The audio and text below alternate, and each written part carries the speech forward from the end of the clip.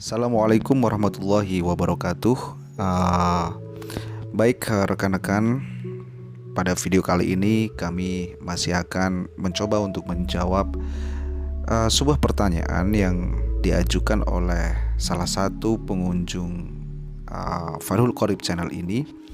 Dan seperti biasa kami akan tampilkan pertanyaannya di layar video, dimana intinya dalam pertanyaan ini adalah dia digugat cerai oleh istrinya, tetapi dia tidak pernah hadir karena dia tidak pernah mendapatkan surat panggilan sampai perkara tersebut diputus. Dan yang menjadi pertanyaan oleh si penanya, apakah proses cerainya tersebut sah secara hukum? Baik rekan-rekan, sebelum rekan-rekan lanjut untuk menonton video ini, kami ingatkan kepada rekan-rekan yang baru mampir di channel ini, jangan lupa untuk di support, didukung terus channel ini agar channel ini lebih berkembang lagi, yaitu dengan cara subscribe, like, share, dan komen.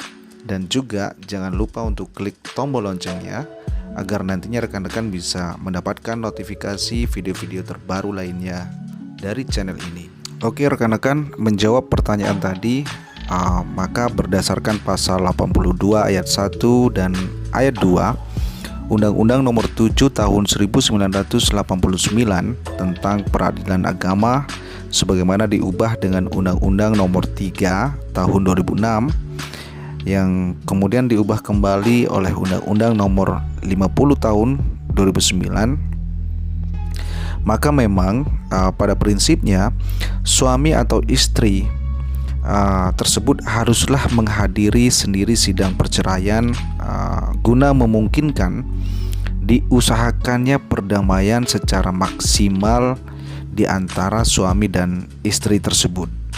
Bahkan rekan-rekan, meskipun suami atau istri tersebut menunjuk kuasa hukum atau menggunakan jasa pengacara, di sini hakim tetap dapat memerintahkan yang bersangkutan untuk hadir sendiri, yang mana tujuannya seperti yang sudah dijelaskan tadi, bahwa untuk kemudian memaksimalkan upaya perdamaian di antara mereka.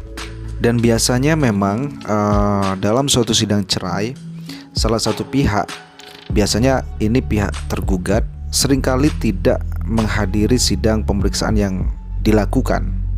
Jika memang seperti ini rekan-rekan, maka apabila hakim berpendapat bahwa tergugat tersebut telah dipanggil secara sah dan patut, namun tergugat tersebut tetap tidak hadir di persidangan, maka hakim berwenang untuk tetap melanjutkan pemeriksaan sidang cerai yang dilaksanakan serta mengambil keputusan. Dan putusan cerai yang diambil tanpa kehadiran tergugat inilah dalam hukum acara perdata dinamakan sebagai putusan verstek. Lalu bagaimana jika tergugat merasa tidak pernah dipanggil oleh pengadilan sampai dengan dijatuhkannya putusan verstek oleh majelis hakim dan tergugat tidak setuju dengan putusan verstek tersebut?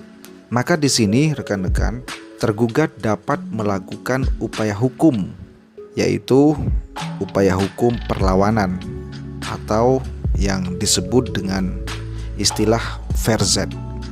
Verzet ini sendiri rekan-rekan dapat dilakukan dalam tenggang waktu 14 hari setelah putusan verstek tersebut, atau 14 hari setelah putusan verstek tersebut diberitahukan atau disampaikan kepada tergugat yang tidak pernah menghadiri persidangan tersebut.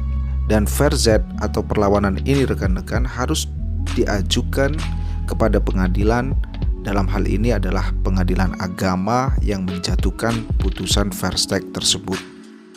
Verzet atau perlawanan dia akan menjadi bantahan yang ditujukan kepada ketidakbenaran dalil gugatan penggugat dengan membuktikan bahwa putusan verstek yang dijatuhkan keliru atau tidak benar.